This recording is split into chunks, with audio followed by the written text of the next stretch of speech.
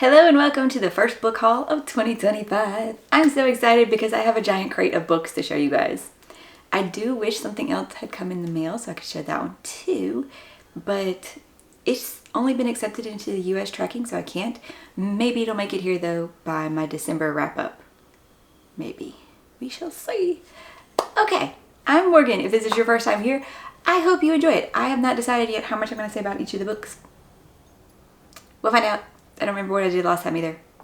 We'll find out. Alright, let's go ahead and get started.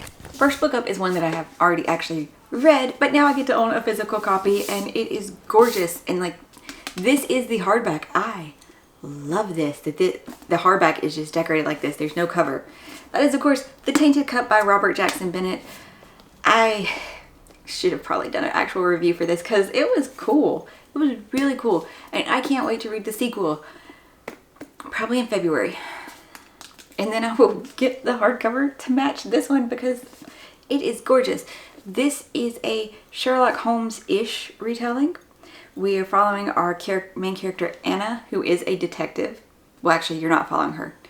The description would make you think that she's your main character. But I guess it's similar to in actual Sherlock Holmes where you're really following the Watson, which is... How do you say his name again? Denios Cole. It mostly calls him Cole through all of it though. Who is Anna's assistant as she is the investigator that is sent out to this tiny city kind of on the outskirts of the metropolitan area. The whole world though is like set up really cool. The series itself is called The Shadows of the Leviathan because there are these giant Leviathan beings that come out from the oceans and will attack the walls of the town. I'm doing a horrible job describing it. But it was really, really cool. The whole thing with the fungal, like Anna and Cole's mission that is here is because a high military official, like a colonel or something, was found dead in a guest house where he'd been staying the night, and because a tree grew out of him. And that's not normal. That's not normal. So it was, oh my gosh, it was so cool. It was so cool. Okay. I'm going to move on. I can't set these anywhere to actually like display them, sadly. Our next one is one that might be on my January TBR. You know, it's an up in the air, still haven't decided. Fury of the Gods by John Gwynne, the end of the Bloodsworn saga. I definitely should talk about all of these less than I've babbled about that one. I am wanting to finish the series, but I have heard the mixed things. You know, lots of the reviews are already up, and it's a very mixed. So, yeah. I think these have been the only two that are, no, there's another one that I have read from before. So, maybe gonna get to this in January. We'll find out. Yes, it can sit next to its siblings.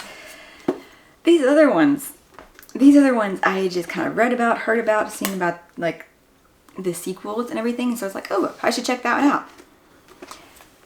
Like Expeditionary Force, Book 1, Columbus Day by Craig Allenson. I don't even remember what this is about, but it was on my wish list. We're fighting on the wrong side of a war we couldn't win. And that was the good news. The Ruhr hit us on Columbus Day. There we were, innocently drifting along the cosmos in our little blue marble like the Native Americans in 1492. Over the horizon came ships of a technologically advanced aggressive culture and bam! There go the good old days when humans only got killed by each other. So Columbus Day, it fits. When the morning sky twinkled again, this time with Christang starships jumping in to hammer the Ruhr, we thought we were saved. The UN Expeditionary Force hitched a ride on Christang ships to fight the Ruhr, wherever our new allies thought we could be useful.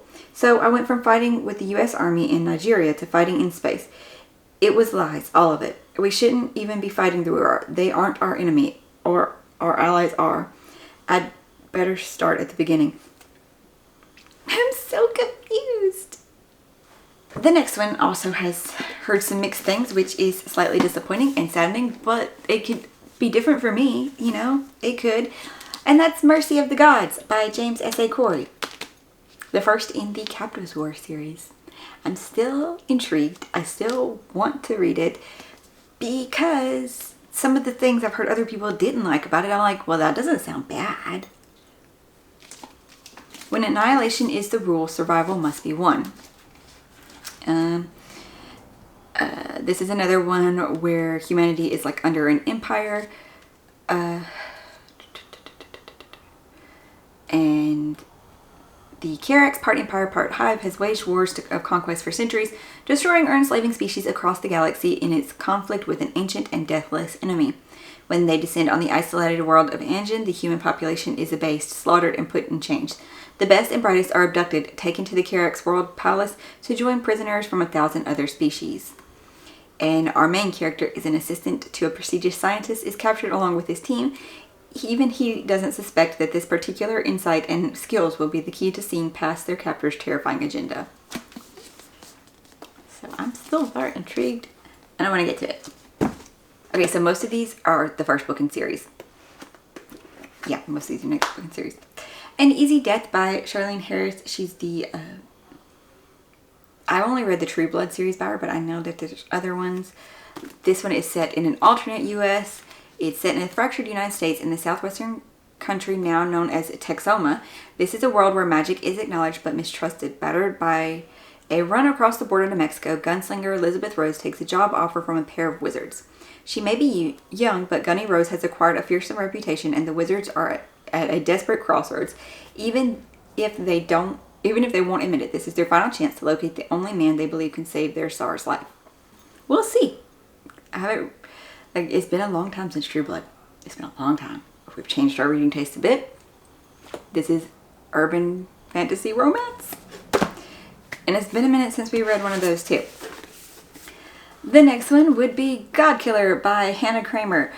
When this first came out, I feel like everybody loved it, but then now it's maybe a bit more divisive. And the second book, also, Sunbringer. Yeah. Gods are forbidden in the kingdom of Midran. Formed by human desires and fed by their worship, there are countless gods in the world. But after a great war, the new king outlawed them and now pays god-killers to destroy any who try to rise from the shadows. And that's how our main character Kristen makes his living killing gods and enjoys it. But all this changes when she is tasked with keeping a young noble whose soul is bonded to a tiny god of white lies. Kristen realizes she can't kill it without ending the girl's life too. So it sounds intriguing enough, and the last book in the series is coming out this year. So if we like this, maybe we read them all in time for the last book to come out.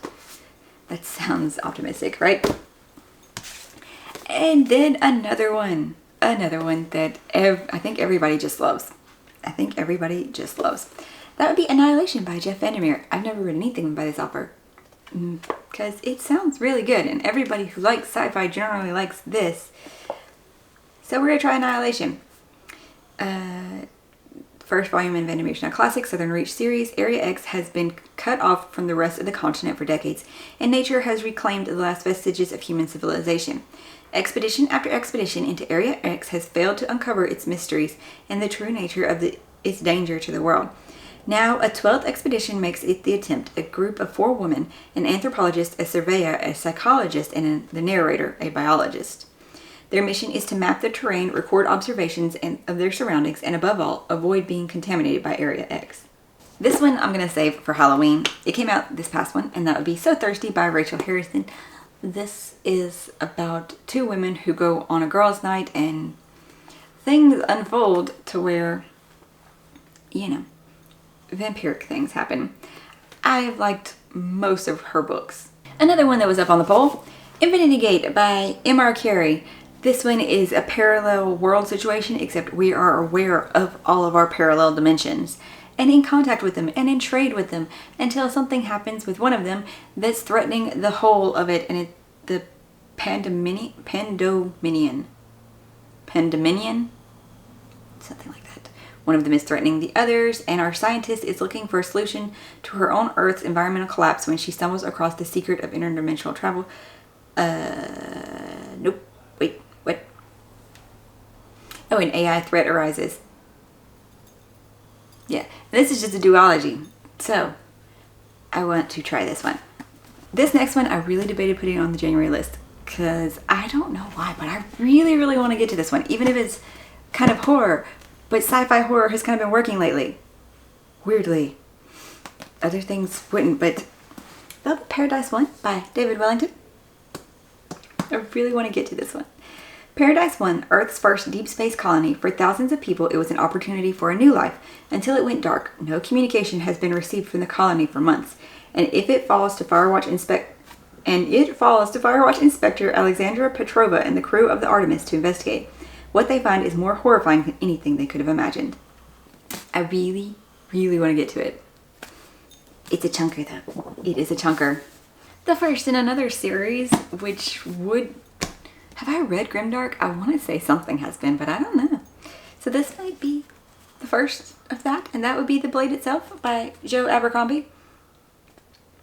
This is the first of the First Law trilogy. That is another one that, everybody talks about. You have to read if you're, a fantasy fan. Oh wow, the back has no description at all. Cool. Cool. Last stack. The last stack are all first books in series. Mark Lawrence's The Book That Wouldn't Burn. The boy has lived his whole life trapped within a book-choked chamber older than the empires and larger than cities. The girl has spent hers in a tiny settlement out on the dust where nightmares stalk and no one goes. The world had never noticed them. That's about to change. As their stories spiral around each other across worlds and time, this is a tale of truth and lies and hearts and the blurring of one into another. A journey on which knowledge erodes certainty and on which, though the pen may be mightier than the sword, blood will be spilled and cities burned. The last book in this series also comes out this year. So, want to start it, want to start the trilogy. Then we have two first trilogies by the same author, and I still haven't decided which one I want to try first. I've kind of decided I should start her first trilogy first. That way, if it is weaker writing, then I know she only gets the better in her next one. That would be Velocity Weapon by Megan E. O'Keefe. The last thing Sandra remembers is her gunship breaking up around her as her evac pod expanded. Sealing her away from the salvage medics to pick up, she expected to awaken in friendly hands that patched up and patched back into a new gunship. Instead, she wakes up 230 years later on an empty enemy smart ship, the Light of Berosus, or as he prefers to be called, Beirut. The war is lost. The star system is dead. But is that the full story? After all, in the vastness of space, anything is possible. Slight intermission as the camera went overheat. I don't even know where I cut off. With The Blighted Stars, the first book in the Devoured Worlds, following two characters this time, one of which is a revolutionary and... Is she mercenary? Oh, she's disguised as the other character's bodyguard, as what she believes is part of the revolution is that his family is the reason why humanity's not being able to find habitable planets. And he is kind of the outcast of his family. He's bookish and quiet, and he didn't want to be in the part of the empire, but his father sent him on an expedition, and now they are stranded there. So I think he was kind of cast off from the family tree there. So they're stranded, and they have to work together even though they hate each other, and yes, it sounds really cool. I've heard great things about it, so I want to start that one. Another one that I haven't heard as much about, but I read about it when it first came out, and I don't think the second book has come out yet. It's a fantasy, but it also sounds kind of, I don't know, maybe steampunk and dark. That would be Grieving Gold in the Luminosity series, right? The series is named Luminosity, by Daniel McDaniel. In the light-drenched world of Luminosity, there are two types of power granted by the gods, the power to find and the power to lose. Laxirion is adept at finding lies, a skill that grants him a unique advantage as he blends into the high society, leading heists to steal from the rich. Although Lax is used to being a target, he doesn't anticipate reconnecting with his estranged father and inheriting a failing family business drowning in debt. If he doesn't find a way to pay back the crime lord they owe a fortune to, he may be the next to lose his life. Meanwhile, war is brewing on the horizon, a war that even the city blessed by the gods may be unable to avoid. As five fates intertwine, the currents of destiny inundate the city. Leviathans stir amid the roots of a primordial ocean, and monstrosities inhabit human skins. But eldritch beasts buried in the darkness are awakening once again, and long-lost secrets emerge from the depths of a subterranean abyss. Will they survive? It says it's inspired by ancient Aztecs and perfect for fans of Brandon Sanderson, Founder Lee, Patrick Rothfuss, and George R. R. Martin. Most of that description did not sound familiar as to what I read last time. But that's okay. I still want to read it. And I do believe I can get the audiobook is available at my library. So that's awesome. I can do both now. Eventually. When I can get around to it. I don't know. Then, one that I had seen and thought about and wasn't sure. So I've thought about it. I don't know. I've heard kind of good things about it. The sequel, though, is either just came out. Yeah, I think the sequel had just come out. That's The Stars Undying by Emery Robin. And the description sounds very intriguing. But I wasn't sure, but I have heard that I don't know, it could be divisive. Like people either really like it or, they might not. But it does sound like it's up my alley based on what I've heard. Princess Altagracia has lost everything. After a bloody civil war, her twin sister has claimed both the crown of their planet, something, and the pearl of its prophecy, a computer that contains the immortal soul of Sayet's god. Oh, that's the place. Sayet, maybe. So when the interstellar empire of Xiao turns its conquering eye towards Sayet, Gracia sees an opportunity. To regain her planet, Gracia places herself in the hands of the empire and its dangerous commander, Matthias Sarin.